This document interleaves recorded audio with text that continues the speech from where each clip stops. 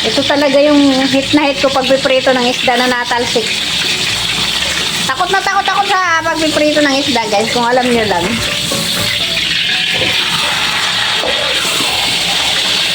Ayan, guys, yung aking pinipritong isda ay laman ng bangus.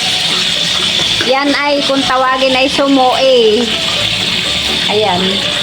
Nagtatakip nga pala ako, guys, pag ako'y nagpiprito dahil ako'y takot na takot. Ay ngayon tatakipan ko ulit kasi nga baka ako'y matalsikan. Nga, guys, nagtalsikan, nagiba na talaga.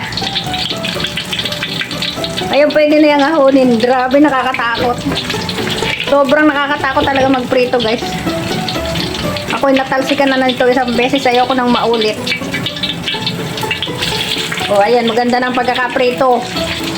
So, lutuin pa natin ng konting-konti yun. Okay, tapos hahanguin na natin. Ito na, guys, yung pinirito kong tiyan ng bangus na wala nang ginawa kundi tumalsik sa aking mukha. Ayan, o.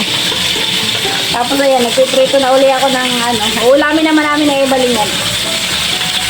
Ayan. Mabuti yan, hindi nagtatalhit na masyado. So, ayan. Kaya inuna ko lang muna ito para hindi masayang ang mantika. Okay. Ayan naman ang aking piniritong isda na hindi tumatalsik. Pero wag kang siguro, baka ikay matalsikan pa rin.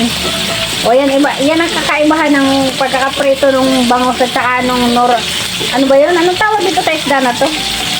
Hindi ko alam kung anong tawag. Hindi naman galunggong kasi malapad yan eh. So ayan, o diba?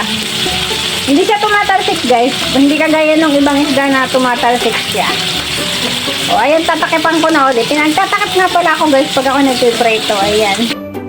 Ayan, luto na siya. At napansin nyo, guys, hindi man lang ako natalsikan. O, yun ang hit na hit ko talaga pag piprito ng isda na tinatalsikan ako. Pero ito, wala talaga. So, patayin na natin yung apoy. At pinatay ko na pala. Pinatay ko na pala, guys. Ilalagay ulit natin sa paper towel para tanggal ang excess na mantika. Kasi bawal masyadong mamantika. Ayan o. O diba? Mayroon na tayong masarap na pritong isda. Okay. At ayan na nga, guys. Pagkatapos natin prito ng mga isda, magluluto naman tayo ng sayote. Ayan, ginigisa ko yung karne. So, pwede na yung ilagay ang sayote. Ayan.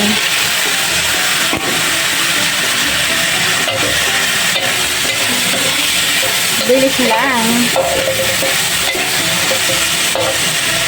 Lalagyan natin ng konting asin kasi may toyo na yan. Konting-konti lang. Pamenta.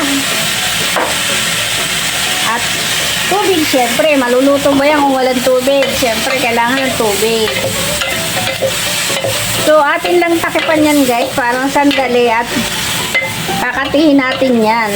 Tubig na yan. At luto na siya. Ayan, tatakipan ko muna. At ayan na nga, guys. Luto na ang ating sayuti. O, diba? Ang bilis lang magluto. Napakabilis lang magluto ng sayote. O, ayan.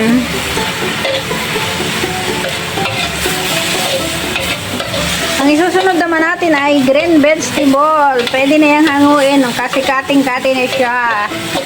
Ayan. Green vegetable naman ang isusunod ko, guys. At ayan na nga, guys. Luto na ang ating sayote. O, diba? Ang bilis lang magluto.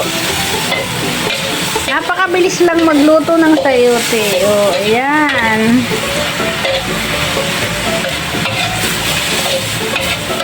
Ang isusunod naman natin ay green vegetable. Pwede na yung hanguin kasi kating-kati na siya. Ayan. Green vegetable naman ang isusunod ko, guys. At ito na yung pinakahuli kong lulutuin, guys. Lalagyan natin ng asin. Kunti lang asin. Bawal maraming asin. At syempre tubig. Oh. Wala pong ibang lahok ang aming green vegetable kung hindi tubig at asin lang. Syempre tatakipan natin yan para yan ay maluto. Ganyan lang kasimple pagluluto ng mga green vegetable. Dito, walang lahok ng magic. Ayan. At ayan na nga guys, lutong-luto ng aking gulay. Hindi ko nga pala isasama ang sabaw niyan. Gulay lang ang kukunin ko dyan. At dito na po nagtatapos ang aking pagluluto. Ayan. At ito po yung naluto ko, pritong isda. At isda pa rin. At sayote. Siyempre, ininit ko lang itong waikoro. At brown rice kami ngayon. So, ayan. Thank you for watching. Kakain na kami. O, diba? Daming ulam. So, pwede na. Patayin ko na to guys. Maraming salamat. I love you all. Bye-bye.